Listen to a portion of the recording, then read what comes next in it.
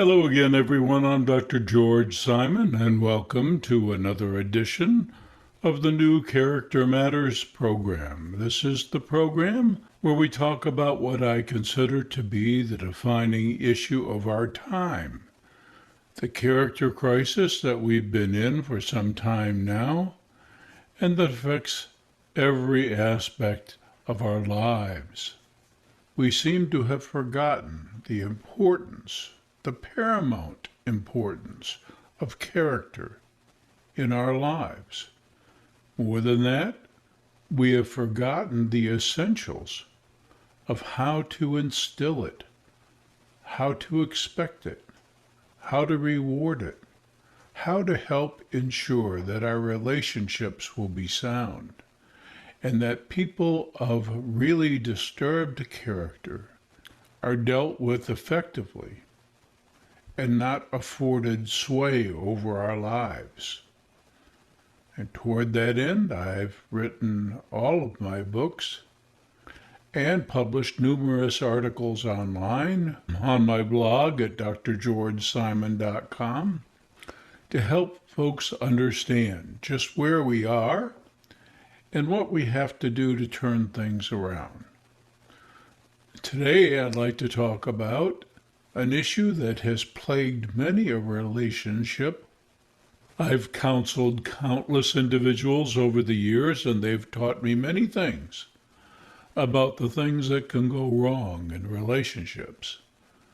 But perhaps one of the most important things that affects intimate relationships is how we mistake so many different things for love.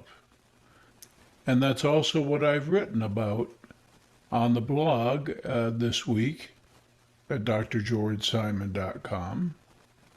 All the various things that can masquerade as love. So I'd like to spend some time talking about those things today.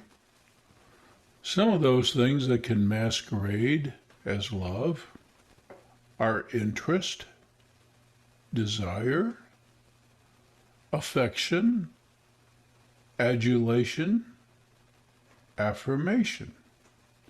Those 5 things all have the power to make people think that someone really loves you. But none of those things is actual love. True love, the thing that some people feel commanded to do, is a behavior. It's not only wishing well for yourself as well as others, but doing well by yourself and others. And many times that involves a lot of hardship, pain, commitment. If loving were easy, everyone would do it, and do it liberally. And we wouldn't be in the mess that we're in. The world would be a much different place. So really loving is difficult work. But when we labor in love, the burden gets a little bit easier. It gets manageable. So let me talk a little bit about the things that can masquerade as love and how they can really negatively impact a relationship. I mentioned earlier that interest itself, someone's interest in you, can seem like love itself. But there are a number of reasons why someone can be interested in another person. Interest alone is not the same thing as love, but it can seem like it. And a close cousin to that is desire. But there are many reasons why someone can desire you, desire to be around you, maybe even desire in some ways to possess you. And the intensity of that desire can seem like love. the intensity of that interest can seem like love. And I can't tell you the number of times folks have told me over and over again that at the outset of their relationship, they mistook that level of interest and desire. It was flattering.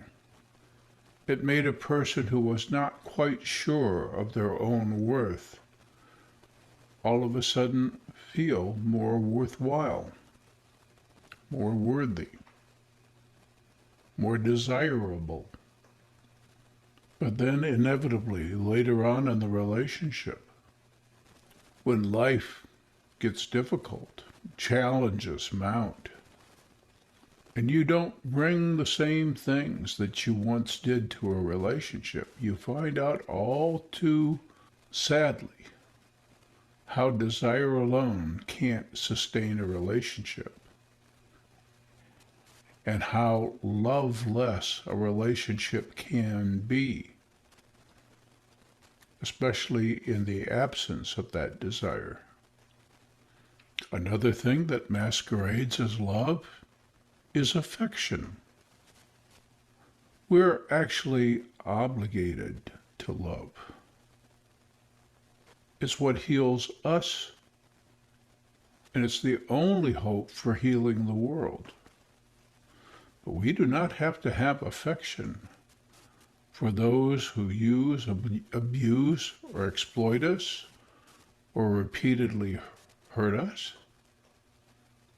So even though we have an obligation to ourselves and to the world, to the best that we can, to do the loving thing, we're not obligated to have affection.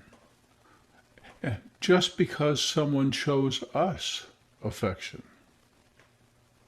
does not necessarily mean they have the capacity to love us. Does not necessarily mean that they have the capacity to do the work that it takes to sustain a relationship in a healthy way through difficult times. Adulation can seem like love. Heaping praise, a little adoration. It's very seductive.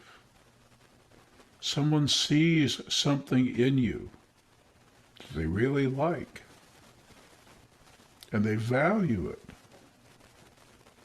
That can seem like love. You may see something in someone else that you really value and you really like. That can seem like love. But there are so many things that can affect that. Many times when someone sees something in you that they really value, there's a tinge of narcissism and vanity in it because they see something in you that resembles a quality that they have in themselves that they want. Or they see something in you that they know they lack and they want to possess it. And then lastly, affirmation. This is almost like an aphrodisiac for some people. Individuals who don't have a solid sense of their worth and where that worth comes from, and who depend upon people, places, and things to affirm their worth, can really be bowled over by the ego massage artists among us. Someone could give you tons of affirmation. That does not mean that they have even the capacity to really love you. So what happens so many times in relationships is people get overly impressed in their heart with the interest, desire, affection, adulation, or affirmation, or any combination of those things that another person displays, and they equate it with the capacity to really love. They don't do sufficient character vetting. How mature is this person in their capacity to really, genuinely, not only wish well for you always, but to do well by you and to maintain a commitment to do those things even in difficult times. That's love. You can save yourself an awful lot of heartache by doing sufficient vetting at the outside of a relationship. But you also have to have an understanding of what real love is and what the capacity for really loving looks like. And I'll have more to say about this and related subjects in upcoming episodes of the New Character Matters.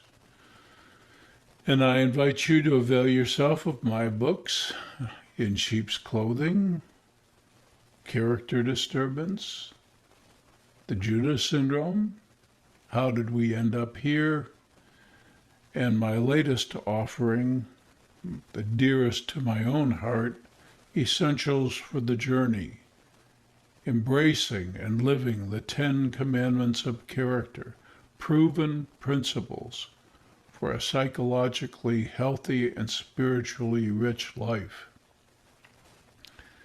And I invite you to visit my blog at drgeorgesimon.com and avail yourself of the hundreds of free and timely articles, and to tune in next time for another edition of the New Character Matters. Until then, I'm Dr. George Simon. Take care.